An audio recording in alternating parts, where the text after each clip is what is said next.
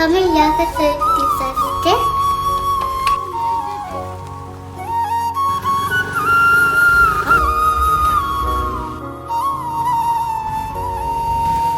ಜಾಸ್ತಿ ಮಂದಾದ್ರೆ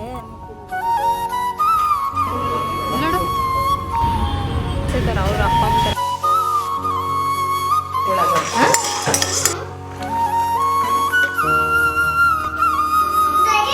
ಬಂತ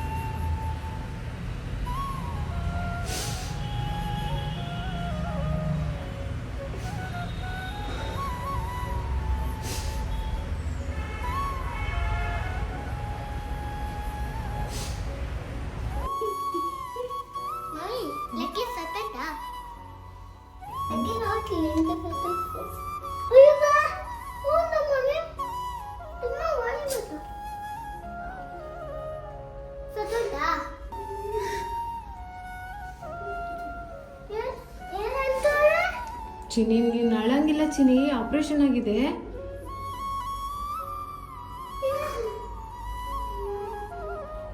ಸುಮ್ಮನೆ ಇರು.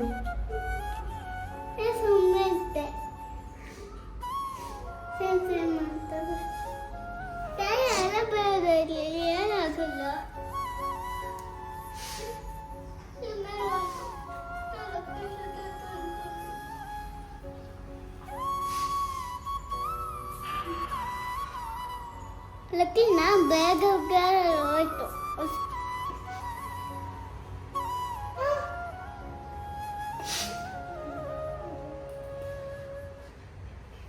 ಮಮ್ಮಿ ಯಾರು ತೆಗ್ದದ್ದು?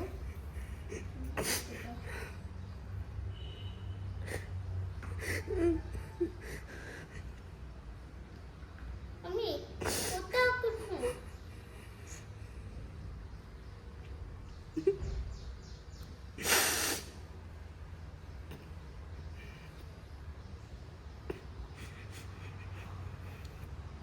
ಇಷ್ಟು ಚೆನ್ನಾಗಿ ಕಾಣಿಸ್ತಲ್ವಾ?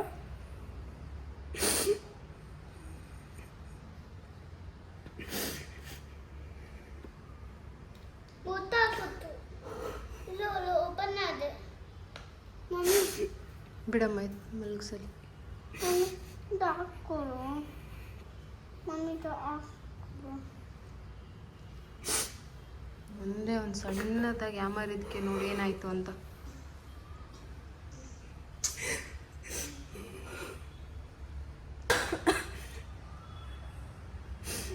ಹಾಸ್ಪಿಟಲ್ ಕರ್ಕೊಂಡು ಹೋಗ್ಬೋದು.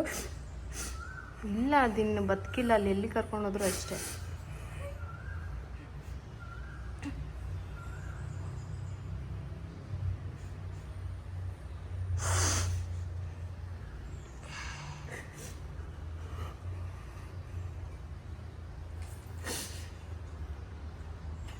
ಬಿಡು ಅಮ್ಮ.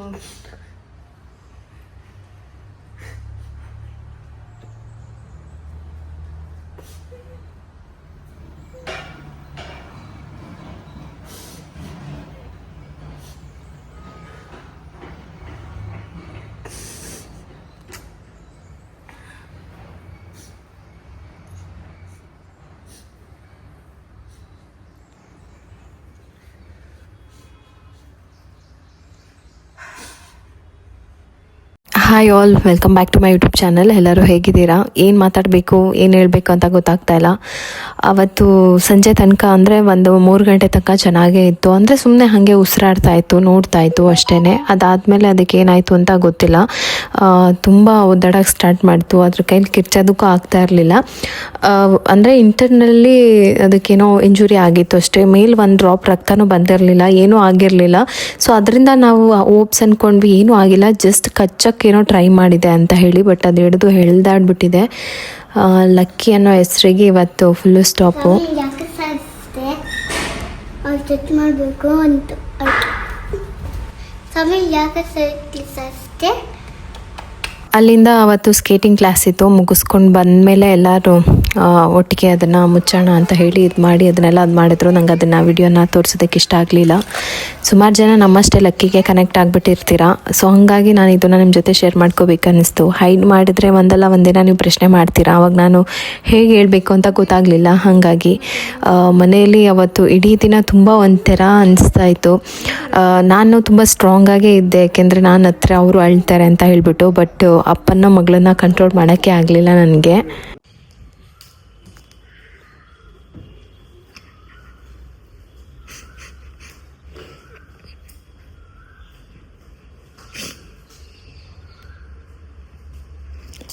ಬಿಡ ಆಯ್ತು, ಇವಾಗ ಏನು ತಗೊಳ್ತೀಯ? ನಿಮ್ಮ ಡ್ಯಾಡಿನೂ ಅಳ್ತವ್ರೆ.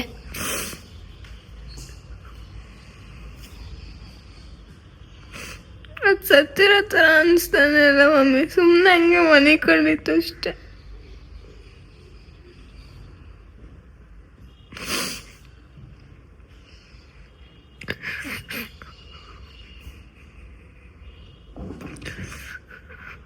ಅದು ಶಾರ್ಟ್ ಟೈಮಲ್ಲಿ ನಮ್ಮ ಜೊತೆ ಇದ್ದು ಹೋಗ್ಬೇಕಂತ ಬಂದಿದೆ ಅಷ್ಟೇ ಬಿಡು.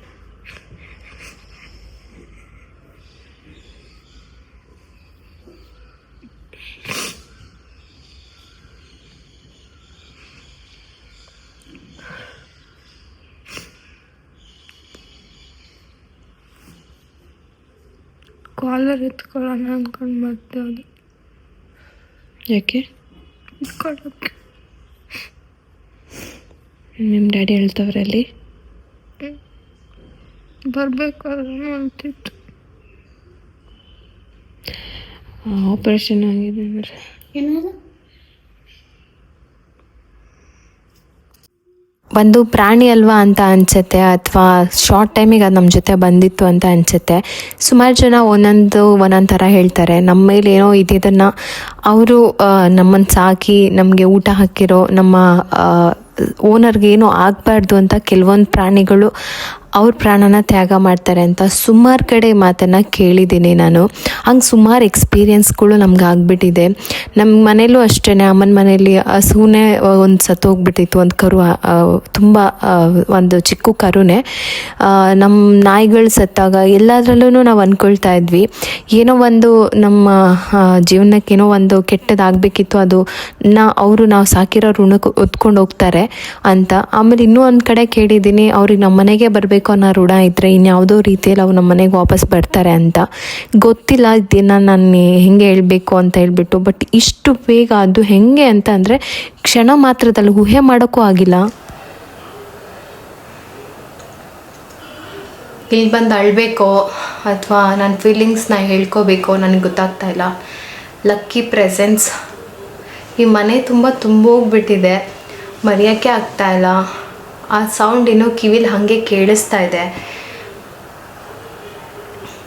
ಈ ಪರ್ಷಿಯನ್ ಕ್ಯಾಟ್ ಹೆಂಗೆ ಗೊತ್ತಾ, ಇನ್ನೋಸೆನ್ಸ್, ಆ ಮುಗ್ಧತೆ, ಅದಕ್ಕೇನೂ ಗೊತ್ತಾಗಲ್ಲ, ಆ ಥರ ಇರುತ್ತಲ್ವ. ಸೊ ಅದು ನಮ್ಮನ್ನು ತುಂಬ ಅಟ್ಯಾಚ್ ಮಾಡಿಬಿಡುತ್ತೆ. ಅದರಿಂದ ಏನೂ ತೊಂದರೆನೇ ಇರಲಿಲ್ಲ, ಸುಮ್ಮನೆ ಓಡಾಡ್ಕೊಂಡಿತ್ತು ಅದು. ನನ್ನ ಈ ವಿಡಿಯೋದಲ್ಲಿ ಅಂದರೆ ನನಗೆ ಇದರಲ್ಲಿ ಏನು ಅನ್ನಿಸ್ತು ಅಂತಂದರೆ ಪರ್ಷಿಯನ್ ಕ್ಯಾಟ್ನ ಯಾರೂ ತೊಗೊಳಕ್ಕೆ ಹೋಗಬೇಡಿ. ಅದು ಬ್ರೀಡ್ ಮಾಡೋದೇ ಬೇಡ ಅಂತ ಅನ್ನಿಸ್ಬಿಟ್ಟಿದೆ.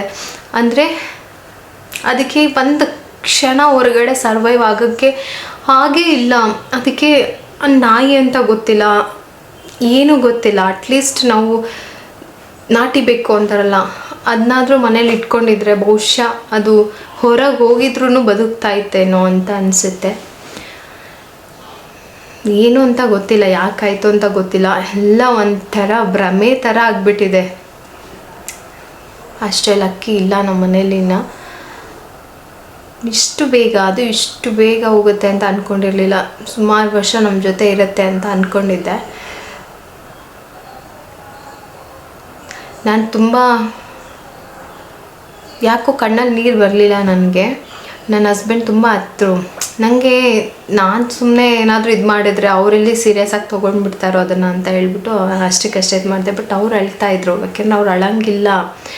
ಹೇಳ್ತಾ ಇದ್ದೀನಿ, ಬಟ್ ಅವ್ರು ಅಳ್ತಾನೇ ಇದ್ದರು. ಯಾಕೆಂದರೆ ಅದು ತುಂಬ ಅವ್ರಿಗೆ ಅಟ್ಯಾಚ್ ಆಗಿದ್ದು. ಅವ್ರು ಬಂದರೆ, ಅವ್ರು ಹೋದರೆ ಅವ್ರಿಗೋಸ್ಕರ ಅಂತ ನೋಡ್ತಾಯಿತ್ತು. ಅವ್ರು ಬಂದರೆ ಸಾಕು ಉಲ್ಟಾ ಮಲ್ಕೊಂಡ್ಬಿಡ್ತಾಯಿತ್ತು, ಹಿಂಗೆ ತಲೆ ಕೆಳಗಡೆ ಮಾಡಿಕೊಂಡು. ಎಲ್ಲ ಮರೆತು ಮುಂದೆ ಹೋಗ್ತಾ ಇರಬೇಕು. ಅವಳದು ಬೆಡ್ಡು, ಅವಳದು ಕೇಜು ಎಲ್ಲ ಅಲ್ಲೇ ಬಿದ್ದಿದೆ. ಇನ್ನು ಒಂಥರ ಮರೆಯೋಕ್ಕಾಗ್ತಾಯಿಲ್ಲ ನಿಜವಾಗ್ಲೂ.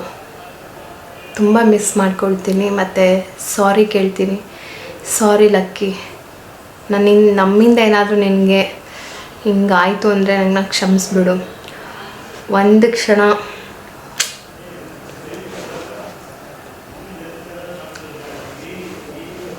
ಏನು ಹೇಳಬೇಕು ಅಂತಲೇ ಗೊತ್ತಾಗ್ತಿಲ್ಲ.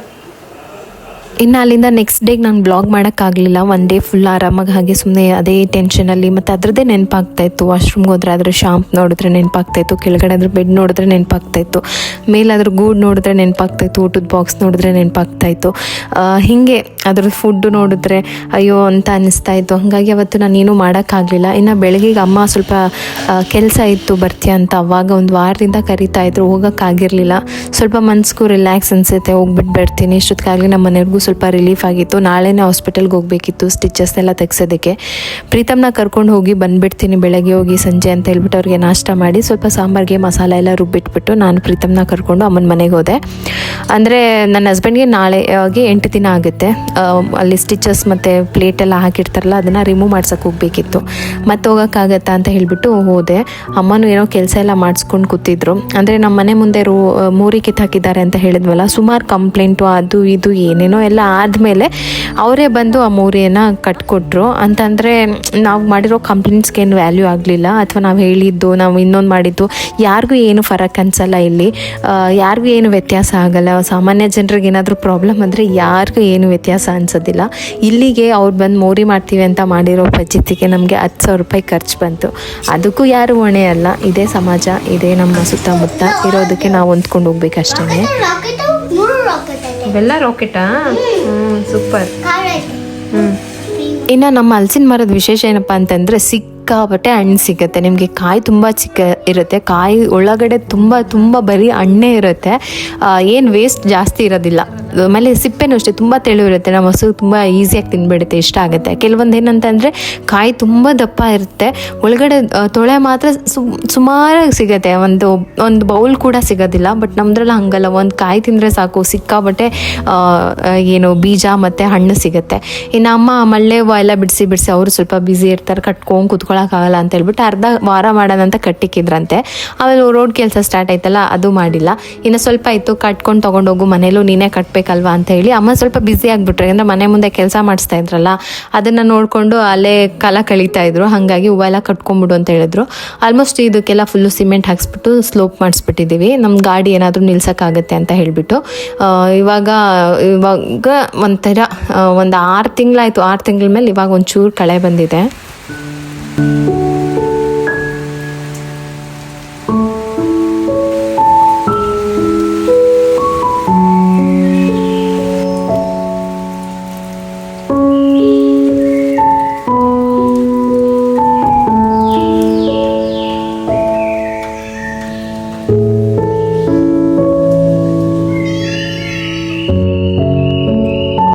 6 ತಿಂಗಳಾದಮೇಲೆ ಇವಾಗ ಒಂದು 15-20 ದಿನ ಆಯಿತು ಅದೆಲ್ಲ ಮಾಡಿಸಿದ್ದಾರೆ. ಬಟ್ ಆವಾಗಿಂದ ಯೋಚನೆ ಮಾಡಿ ನಮ್ಮಮ್ಮ ಇವಾಗ ಕೆಲಸಕ್ಕೆ ಕೈ ಹಾಕಿದ್ರು. ಸಡನ್ನಾಗಿ ಮಳೆ ಬಂದುಬಿಡ್ತು.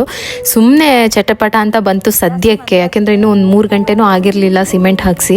ಅಕಸ್ಮಾತ್ ಏನಾದರೂ ಜೋರು ಮಳೆ ಬಂದಿದ್ರೆ ಎಲ್ಲ ಹೋಗ್ಬಿಡ್ತಾಯಿತ್ತು. ಹಂಗೂ ಟಾರ್ಪಲ್ಲೆಲ್ಲ ಹಾಕಿ ಸ್ವಲ್ಪ ವೆಯ್ಟ್ ಮಾಡಿ ನೋಡಿದ್ರು. ಸಣ್ಣದಾಗಿ ಮಳೆ ಬಂದು ನಿಂತೋಯ್ತು. ಇನ್ನು ಅಮ್ಮ ಸುಮಾರು ವರ್ಷ ಆದಮೇಲೆ ಸೊಪ್ಪು ಚೆಲ್ಲಿದ್ರು. ನಮ್ಮ ಕೋಳಿ ಸಾಕಾಗಿದ್ಮೇಲೆ ನಮ್ಮಮ್ಮ ಸೊಪ್ಪೇ ಹಾಕ್ತಾ ಇರಲಿಲ್ಲ. ಮೊದಲೆಲ್ಲ ತುಂಬ ಈ ದಂಟಿನ ಸೊಪ್ಪು, ಅವರೆ ಸೊಪ್ಪು ಈ ಥರದ್ದೆಲ್ಲ ಜಾಸ್ತಿ ಚೆಲ್ಲಿ ಅದರಲ್ಲಿ ಅಡುಗೆ ಎಲ್ಲ ಮಾಡ್ಕೊಂಡು ತಿಂತಾಯಿದ್ವಿ. ಈಗ ಸ್ವಲ್ಪ ಕಡಿಮೆ ಆಗಿತ್ತು ಹಸುಗಳು ಬಂದಮೇಲೆ. ಈಗ ಮತ್ತೆ ಎಲ್ಲ ಕ್ಲೀನ್ ಮಾಡಿ ಸೊಪ್ಪು ಚೆಲ್ಲಿದ್ರು. ತುಂಬ ಚೆನ್ನಾಗಿ ಬಂದಿತ್ತು. ಅದಕ್ಕೆ ಬಂದು ಕಿತ್ಕೊಂಡು ಹೋಗು ಒಂದು ಸ್ವಲ್ಪ ಆಗುತ್ತೆ ಅಂದರೆ ಈ ಸೊಪ್ಪೆಲ್ಲ ಹೆಂಗೆ ಗೊತ್ತಾ, ದಂಟಿನ ಸೊಪ್ಪು ಬಿಟ್ಟರೆ ಎಳೆಯದ್ರಲ್ಲಿ ತಿನ್ನಬೇಕು, ಇಲ್ಲ ಅಂತಂದರೆ ಸ್ವಲ್ಪ ಬಲ್ತ ಮೇಲೆ ಒಂದೊಂದು ದಂಟು ತೆಗೆದ್ಬಿಟ್ಟು ಪಲ್ಯನೋ ಅಥವಾ ಹುಳಿ ಸಾಂಬಾರಿಗೂ ಹಾಕಿ ತಿನ್ನಬೇಕು. ಮಮ್ಮಿ ನನಗೆ ರಿವ್ಯೂ ಮಾಡ್ತೀನಿ. ಕೊಡ್ತಾವ ಅಮ್ಮನ ವಿಡಿಯೋ ಹೇಳು. ಅಮ್ಮ ಕೀಟ್ ಆಯ್ತು.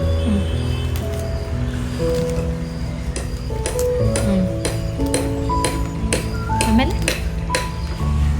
ಸಾರು ಮಾಡಬೇಕಲ್ಲ, ಅಲ್ಲಿ ಕೀತವ್ರೆ. ಇದು ದೊಡ್ಡ ಫಿಂಗರ್ ಸೊಪ್ಪನೆ ಮಟ್ಟಿಗೆ ಮಾಡ್ಬೋದು, ಮಾಡಬೇಕು ಇದ್ರೆ ಮಾಡ್ಬೋದು. ಇಲ್ಲ ಮಾಡಬೇಕು. ಅಮ್ಮ ಏನ್ ಮಾಡ್ತೀಯ? ಹೌದಾ, ಇದು ದಪ್ಪ ಆಯ್ತಲ್ಲ. ಬೇಕಾ? ಇದು ದಪ್ಪ ಆಯ್ತಲ್ಲ. ಸೊಪ್ಪು ನಾನೇ ಬೆಳೆದಿರೋದು ನೋಡ್ದಾ? ಸಾಕಾ? ಸಾಕು ಸಾಕು ಸಾಕು ಸಾಕು. ಸೋಸಿದ್ರೆ ಎಷ್ಟಾಯ್ತದ? ಸಾಕಲ್ಲ ಜಾಸ್ತಿ ಆಯ್ತು. ಮಮ್ಮಿ ಅಮ್ಮ ಕೈಲೋಳು ಗೈ ಮಾತಾಡ್ರೆ ಅಂಕ್ರಿಗೆ ಸೋಲ್ದಂಗೆ ಹಾಕ್ತೀನಿ. ಬಂದ್ಲು ಅಲ್ಲ ನಮ್ದ ಅಲ್ಲ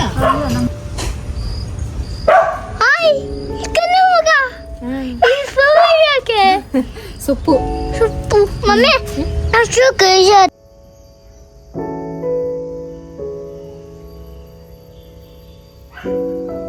ಮಳೆ ಅದು ಇದು ಅಂತ ಹೇಳ್ಬಿಟ್ಟು ಸಂಜೆ ಮನೆಗೆ ಹೊರಡೋಷ್ಟ್ರೊಳಗೆ 8:30-9 ಗಂಟೆ ಆಗೋಗಿತ್ತು. ಹಾಗಾಗಿ ನೆಕ್ಸ್ಟ್ ಡೇ ವ್ಲಾಗ್ನ ಕಂಟಿನ್ಯೂ ಮಾಡ್ತಾ ಇದ್ದೀನಿ. ಇವತ್ತು ನಮ್ಮ ಮನೆಯವ್ರಿಗೆ ಮೂಗಲ್ಲಿ ಹಾಕಿದಂಥ ಸ್ಟಿಚ್ ಮತ್ತು ಪ್ಲೇಟ್ ಏನಿತ್ತಲ್ಲ ಅದನ್ನು ತೆಗಿತೀವಿ ಅಂತ ಹೇಳಿದರು. ನೋಡ್ತೀವಿ ಅದು ಏನಾದರೂ ವಾಸಿ ಆಗಿದೆಯೋ ಅಥವಾ ಇನ್ಫೆಕ್ಷನ್ ಆಗಿದೆಯೋ ಅಂತ ಹೇಳಿಬಿಟ್ಟು ಅವರು ಹತ್ತಿದ್ದು ಮತ್ತು ಅವತ್ತು ಅವ್ರು ಟೆನ್ಷನ್ ತೊಗೊಂಡಿದ್ದು ನೋಡಿ ನಂಗೆ ಸ್ವಲ್ಪ ಜಾಸ್ತಿನೇ ಭಯ ಆಗೋಗಿತ್ತು. ಯಾಕೆಂದರೆ ಕಂಟಿನ್ಯೂಸ್ ಆಗಿ 8 ದಿನವೂ ಅವ್ರಿಗೆ ಬ್ಲೀಡಿಂಗ್ ಆಗಿತ್ತು. ಬಹುಶಃ ಸ್ಟಿಚ್ ಹಾಕಿದ್ದಕ್ಕ ಅಥವಾ ಏನಂತ ಗೊತ್ತಿಲ್ಲ. ಅದು ತೆಗೆದ್ಮೇಲೆ ಕಡಿಮೆ ಆಗುತ್ತೇನೋ ಅಂತ ಅಂದ್ಕೊಂಡಿದ್ದೀನಿ, ನೋಡಬೇಕು. ಬಟ್ ಆದರೂ ಲೈಟಾಗಿ ಬರ್ತಾ ಇದೆ. ಇದೆಲ್ಲ ಏನಂತಂದರೆ ಜಸ್ಟ್ ಮೈನರ್ 15 ಡೇಸ್ 1 ವೀಕ್ ಅಂತ ಹೇಳ್ತಾರೆ. ಅದು ಆ ಥರ ಆಗೋದೇ ಇಲ್ಲ. 2 ಮಂತ್ಸ್ ಅದನ್ನು ಕೇರ್ ಮಾಡಬೇಕು. ತುಂಬ ಸೀರಿಯಸ್ ಆಗಿ ಟಚ್ ಮಾಡೋದು, ಏನಾದರೂ ಹೇಟ್ ಮಾಡ್ಕೊಳ್ಳೋದು, ಆಮೇಲೆ ಕೈಯಲ್ಲಿ ಕೈ ಹಾಕೋದು ಅಥವಾ ಅಕ್ಷಿ ಮಾಡೋದು, ಇದು ಎಲ್ಲದರಿಂದನೂ ತುಂಬ ಕೇರ್ಫುಲ್ ಆಗಿರಿ. ಇಲ್ಲಿಗೆ ನಮ್ಮ ಕೆಲಸ ಮುಗ್ದಿದೆ, ಇನ್ನು 2 ಮಂತ್ಸ್ ನಿಮ್ಮ ಕೆಲಸ ಅಂತ ಹೇಳ್ಬಿಡೋದ ಡಾಕ್ಟರು. ಇಷ್ಟೇ. ಮೈನರ್ ಅಂದರೆ ಡಾಕ್ಟರ್ಗೆ ಮೈನರ್ ಅಷ್ಟೇ. ಜಸ್ಟ್ ಒಂದು 2-3 ಸ್ಟಿಚಸ್ ಹಾಕಿದ್ರೆ ಅದು ಮೈನರ್ ಅಂತ ಅವ್ರು ಅಂದ್ಕೊಂಡ್ಬಿಡ್ತಾರೆ. ಅದಾದಮೇಲೆ ಅದನ್ನು ಕೇರ್ ಮಾಡೋದಿರುತ್ತಲ್ಲ, ಅದು ತುಂಬ ದೊಡ್ಡ ಟಾಸ್ಕ್ ಅಂತ ಹೇಳ್ಬೋದು. ನನಗಂತೂ ನೋಡೋಕ್ಕಾಗಲಿಲ್ಲ ಅದೆಲ್ಲ. ಕಣ್ಣು ಮುಚ್ಕೊಂಡು ಕೂತ್ಕೊಂಡ್ಬಿಟ್ಟಿದ್ದೆ ಸ್ಟಿಚಸ್ ಎಲ್ಲ ತೆಗಿಬೇಕಾದ್ರೆ. ಎಲ್ಲ ರಿಮೂವ್ ಆಗಿ ಇವಾಗ ಸ್ವಲ್ಪ ಫೈನ್ ಆಗಿದ್ದಾರೆ. ಉಸಿರಾಟ ಎಲ್ಲ ಚೆನ್ನಾಗಿ ಆಗ್ತಾ ಇದೆಯಾ ಅಂತ ಎಲ್ಲ ಕೇಳಿದ್ರು. ಮಾತ್ರ ಅದು ತುಂಬ ಕ್ಲೀನ್ ಮಾಡ್ತಾ ಇರ್ಬೇಕು ಅವಾಗವಾಗ ಅಂತಲೇ ಹೇಳಿದರು. ಬೆಳಗ್ಗೆ ಅಷ್ಟೊತ್ತಿಗೆ, ಯಾಕೆಂದರೆ ನಾವಿರೋದು ಎಲ್ಲಿ ಆಸ್ಟರ್ ಇರೋದು, ಎಲ್ಲಿ ಹೆಬ್ಬಾಳ ಹತ್ರ ಇರೋದು. ಸುಮಾರು ಜನ ಕೇಳ್ತಾ ಇದ್ರಿ ಯಾವ ಹಾಸ್ಪಿಟಲ್ ಅಂತ. ಆಸ್ಟರ್ ಹಾಸ್ಪಿಟಲಲ್ಲಿ ನಾವು ಟ್ರೀಟ್ಮೆಂಟ್ ಕೊಡಿಸಿದ್ದು. ಅಲ್ಲಾದಮೇಲೆ ಬ್ರೇಕ್ಫಾಸ್ಟ್ ಮಾಡಿರಲಿಲ್ಲ ಎಲ್ಲರೂ. ಎಲ್ಲ ಬೇಗನೂ ಆಯಿತು. ಬೇಗ ಹೋದರೆ ಬೇಗ ಆಗುತ್ತೆ ಅಂತ ಹೇಳ್ಬಿಟ್ಟು ಬೇಗ ಹೋದ್ವಿ. ಆಮೇಲೆ ಪ್ರೈವೇಟ್ ಹಾಸ್ಪಿಟ್ಲಲ್ಲೆಲ್ಲ ಸ್ಮೂತಾಗಿ ಆಗಿಬಿಡುತ್ತೆ ಕೆಲಸಗಳೆಲ್ಲ. ಹಾಗೆ ಆಯಿತು. ನಿನ್ಗೇನೋ ಗಿಫ್ಟ್ ತಂದಿದ್ದೀನಿ ಬಾ. ಅಲ್ಲ, ಅದು ನಿನಗೆ ಬುಕ್ ಚೆನ್ನಾಗಿತ್ತಾ? ಚೆನ್ನಾಗಿ ಕಲರ್ ಮಾಡಬೇಕು. ಮಾಡ್ತೀಯಾ? ಇಷ್ಟನಾ ನಿಂಗೆ ಕಲರಿಂಗು? ಹೊಸ ಕಲರ್ದು ಕ್ರಯನ್ಸ್ ಕೊಡ್ತೀನಿ, ಚೆನ್ನಾಗಿ ಮಾಡಬೇಕು. ಓಕೆ? ಹಾಂ, ಗುಡ್. ನೀನು ಓಪನ್ ಮಾಡಮ್ಮ.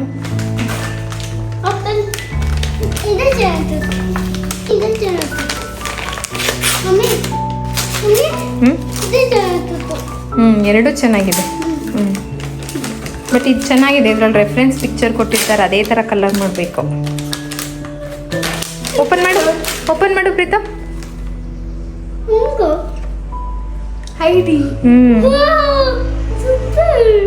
ಸ್ಟೋರಿ ಬುಕ್ ಚೆನ್ನಾಗಿದೆಯಾ? ಪ್ರಗತಿ ಸ್ಟೋರಿ ಬುಕ್ ಕೇಳ್ತಾ ಇದ್ರು, ಅದಕ್ಕೆ ಒಂದು ಬುಕ್ ಮಾಡಿದ್ದೆ. ಐಡಿ. ಹಾಂ, ಇವನಿಗೆ ಕಲರ್ ಇಷ್ಟ, ಅದಕ್ಕೆ ಕಲರ್.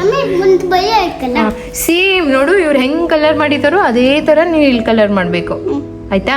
ಅಮ್ಮ ಇಲ್ಲಿ ಹಾಂ ಬ್ಲ್ಯಾಕ್ ಹಾಂ ಹೌದು. ರೆಡ್ ಐತೆ. ಹಾಂ ಇದು ರೆಡ್ ಮೂರು ಜೀವ ಹಾಕೋದು. ಇಲ್ಲಿ ಇಬ್ರದ್ದು ಒಂದೇ ಸರಿ ಬಂತು. ಡ್ರೆಸ್ ಹಾಕೋದು. Mummy very good. ನೆಕ್ಸ್ಟ್ ಹ್ಞೂ ಇದು ಮಮ್ಮಿ. ನೀಟಾಗಿ ಮಾಡಬೇಕು. ಓಕೆ ಪ್ರೀತು? ಓಕೆ. ಹ್ಞೂ ಈಗಲೇ ಮಾಡ್ತೀಯಾ? ಅಲ್ಲೇ ಜಾಗ ಇಲ್ಲ. ಹಾಂ ಮಮ್ಮಿ ಒಂದು ನೋಡು. ಚೆನ್ನಾಗಿದೆ. ಎಲ್ಲ ಹ್ಞೂ ಒಂದು ರೆಡ್ ರೆಡ್. ಯಾವ ಕಲರ್ ಅದು? ಎಲ್ಲೋ ಆರೆಂಜ್ ಆರೆಂಜ್. ರೆಡ್ ಹಾಂ ಮೂರು ರೆಡ್ ಐತೆ. ಹಾಂ. ಕಣ್ಣು ಬ್ಲ್ಯಾಕ್. ಬ್ಲ್ಯಾಕು ಕಣ್ಣು. ಆಮೇಲೆ ರೆಡ್. ಆಮೇಲೆ ಇಲ್ಲಿ ಹಾಂ ಅಲ್ಲಿ ಅದು ಯಾವ ಕಲರ್ ಹೇಳು? ಗೊತ್ತೇನು? ಗೊತ್ತು ನಿಂಗೆ. ಯಾವ ಕಲರ್ ಚಿನ್ನು? ಬ್ಲೂ ಅಲ್ವಾ? ಬ್ಲೂ ಅದು ಮೇಲಿರೋದು green green. Good. Orange orange. Blue. Very good.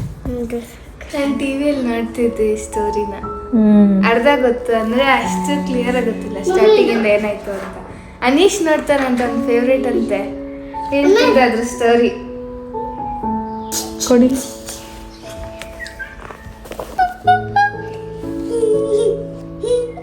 But ಇದರಲ್ಲಿ ಇಂಗ್ಲೀಷು ಚೆನ್ನಾಗಿದೆ ರೀಡ್ ಮಾಡೋಕ್ಕೆ ಅಂತ.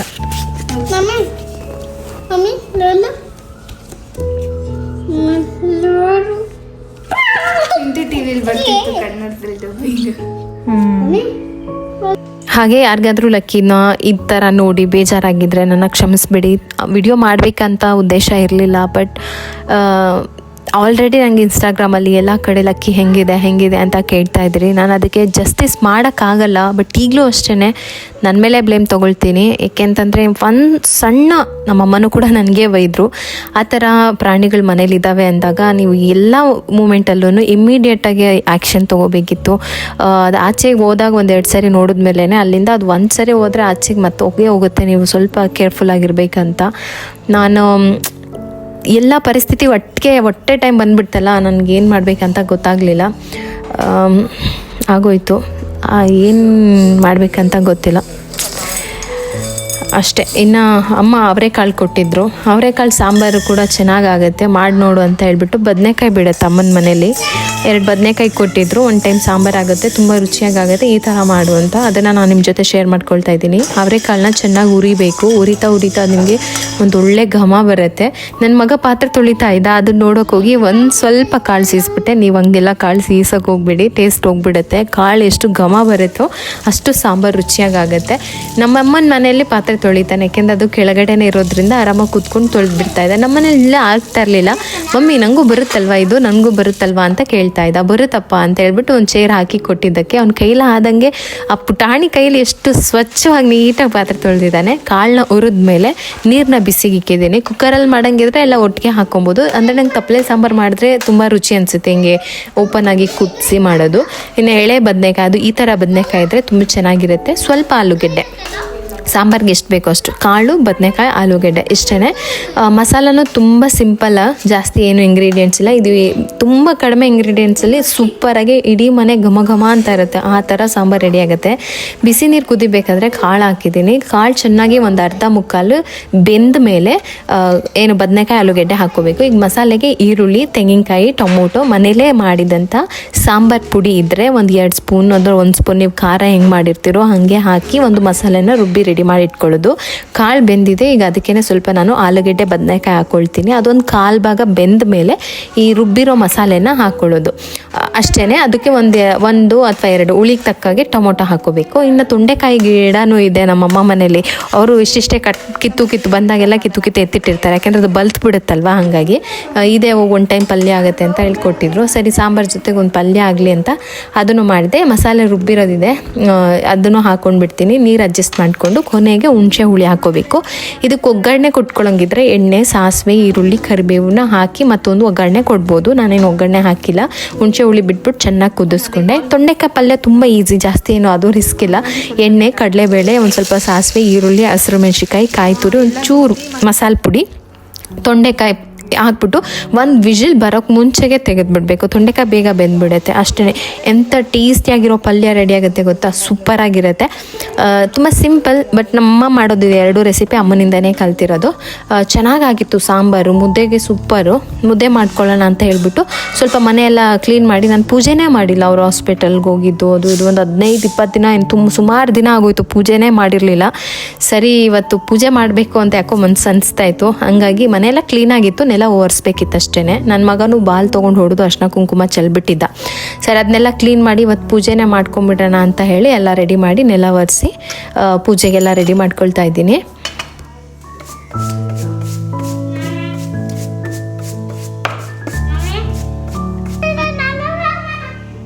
ಇಬ್ಬರದ್ದು ಒಂದು ಸ್ವಲ್ಪ ಏನು ಪ್ರಾಕ್ಟೀಸ್ ಇರುತ್ತೆ. ನನ್ನ ಮಗನಿಗೆ ನಾನು ಇದನ್ನೇ ಮಾಡು ಅದನ್ನೇ ಮಾಡು ಅಂತ ಹೇಳೋದಿಲ್ಲ. ಅವ್ನು ಕಲರಿಂಗ್ ಇಷ್ಟ, ಸೊ ಕಲರಿಂಗ್ ತುಂಬ ಚೆನ್ನಾಗಿ ಮಾಡ್ತಾನೆ. ಪ್ರತಿದಿನ ಒಂದು ಮಾಡ್ತಾನೆ. ಮೊದಲೆಲ್ಲ ಏನಂದರೆ ಕ್ರಯನ್ಸ್ನ ಮುರಿಯೋದು, ಹೆಂಗಂದ್ರೆ ಹಂಗೆ ಗೀಚೋದು ಎಲ್ಲ ಮಾಡ್ತಾಯಿದ್ದ. ಬಟ್ ಇವಾಗ ಹಾಗಲ್ಲ, ತುಂಬ ಪರ್ಫೆಕ್ಟಾಗಿ ನಿಧಾನಕ್ಕೆ ಆ ಕಾಮಗೆ ಆ ಫೋಕಸ್ ಇದೆಯಲ್ಲ ಅದು ನನಗೆ ಇಂಪ್ರೂವ್ ಅಂತ ಅನ್ನಿಸ್ತು. ಹಾಗೆ ಮಾಡ್ಕೊತಾನೆ. ಡೈಲಿ ಒಂದು ಪೇಜ್ ಮಾಡಬೇಕಪ್ಪ ಅಂತ ಹೇಳಿದೆ. ಓಕೆ ಮಮ್ಮಿ ಅಂತ. ಅಂದರೆ ಸ್ವಲ್ಪ ಮೆಚುರಿಟಿ ಜಾಸ್ತಿ ಆಗ್ತಾ ನಮ್ಮ ಮಾತನ್ನ ಕೇಳ್ತಾರೆ. ನಾವು ಒಂದೇ ದಿನ ಏಕ್ದಮ್ ನರ್ಸರಿಲಿ ಎಲ್ಲ ಕೇಳಬಾರ್ದು ಅಂತ ಅರ್ಥ ಆಯಿತು. ಆಮೇಲೆ ಇನ್ನೇನೇ ನಾನು ಸಣ್ಣ ಪುಟ್ಟ ಕೆಲಸ ಮಾಡಿದ್ರು ಅವ್ನು ಹೆಲ್ಪ್ ಮಾಡೋದಕ್ಕೆ ಹಠ ಮಾಡ್ತಾನೆ. ನಾನು ಮಾಡ್ತೀನಿ, ಹೆಂಗೆ ಮಾಡಬೇಕು ಹಂಗೆ ಮಾಡಬೇಕು ಅಂತ. ಅದು ನಂಗೆ ತುಂಬ ಖುಷಿ. ಇನ್ನು ಪ್ರಗತಿಗೆ ಒಂದು ಬುಕ್ ಇದೆ, ನಾನು ಆ ಬುಕ್ಕನ್ನ ಪ್ರಗತಿ ವಿಡಿಯೋ ಮಾಡುವಾಗ ಹೇಳ್ತೀನಿ. ತುಂಬ ಈಗಿನ ಜನ್ರೇಷನ್ ಮಕ್ಳಿಗೆ ಆ ಬುಕ್ಕನ್ನು ಓದಿಸ್ಬೇಕಂತ ನನಗನ್ಸುತ್ತೆ, ನನ್ನ ಪರ್ಸ್ನಲ್ ಒಪಿನಿಯನ್. ಅದನ್ನು ನಾನು ಅವ್ರಿಗೆ ಕೊಟ್ಟಿದ್ದೀನಿ, ಓದ್ತಾ ಇದ್ದಾರೆ. ನಂದೇನಂತ ಅಂದರೆ just daily 1-2 page 15 to 20 minutes ಎಷ್ಟು ಓದೋಕ್ಕಾಗತ್ತೋ ಅದನ್ನು ಓದಿ ನನಗೆ ಬಂದು ಕನ್ನಡದಲ್ಲಿ ಟ್ರಾನ್ಸ್ಲೇಟ್ ಮಾಡಬೇಕು. ಸೊ ಈ ಥರ ಈಗ ಇಂಗ್ಲೀಷು ತುಂಬ ಇಂಪ್ರೂವ್ ಆಗುತ್ತೆ ಆ್ಯಂಡ್ ನನಗೆ ಟ್ರಾನ್ಸ್ಲೇಟ್ ಮಾಡೋದ್ರಿಂದ ಕನ್ನಡನೂ ಕೂಡ ಇಂಪ್ರೂವ್ ಆಗುತ್ತೆ ಅಂತ. ಆ್ಯಂಡ್ ಪ್ರಗತಿ ಕನ್ನಡನ ತುಂಬ ಚೆನ್ನಾಗಿ ಇಂಪ್ರೂವ್ ಮಾಡ್ಕೊಳ್ತಾ ಇದ್ದಾರೆ. ಈ ಬಾರ ಕಡೆ ಇರ್ಬೋದು, ಕಾಗುಣಿತ ಎಲ್ಲನೂ ಕೂಡ ಇಂಪ್ರೂವ್ ಆಗಿದೆ. ಇಷ್ಟು ಬೇಗ ಕನ್ನಡದಲ್ಲಿ ಇಷ್ಟೊಂದು ಇಂಟ್ರೆಸ್ಟ್, ಇಷ್ಟೊಂದಿದು ಎಲ್ಲ ಬರುತ್ತೆ ಅಂತ ನಾನು ಅಂದ್ಕೊಂಡಿರಲಿಲ್ಲ. ಸಣ್ಣ ಸಣ್ಣ ಪದಗಳನ್ನ ಜೋಡಿಸಿ ಓದ್ತಾರೆ, ಮತ್ತು ಎಲ್ಲಾದರೂ ಬೋರ್ಡ್ ನೋಡಿದ್ರು ಓದ್ತಾರೆ. ಅದ್ರೊಳಗೆ ಇನ್ನೂ ಸ್ವಲ್ಪ ಡೀಪಾಗಿ ಗ್ರಾಮರ್ ಮತ್ತು ಒಂದು ಕಾಗುಣಿತನ ಇಂಪ್ರೂವ್ ಮಾಡ್ಕೋಬೇಕಷ್ಟೇ.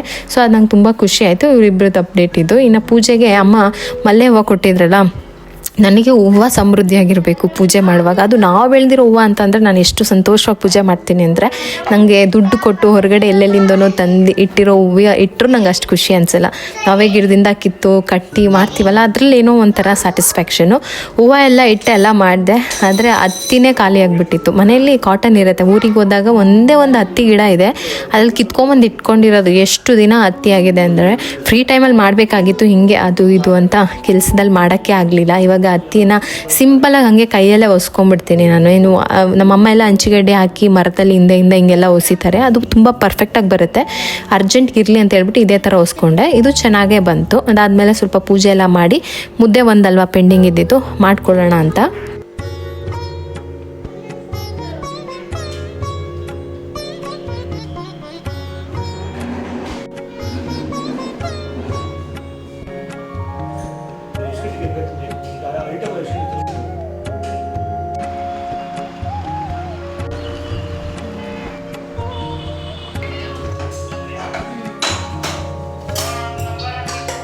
ಪ್ರತಿದಿನ ಸಂಜೆ ಪ್ರಾಕ್ಟೀಸ್ ಮಾಡ್ತಾರೆ ಸೈಕಲ್ಲು. ಅಂದರೆ ನಾವು ಹೆಂಗೆ ಗೊತ್ತಾ, ನಾವೇನೋ ಹೇಳಿ ನಮ್ಮ ತಲೆಯಲ್ಲಿರೋದನ್ನ ಅವ್ರ ತಲೆಗೆ ತುಂಬಬೇಕು ಆ ಥರದ್ದೇನಿಲ್ಲ.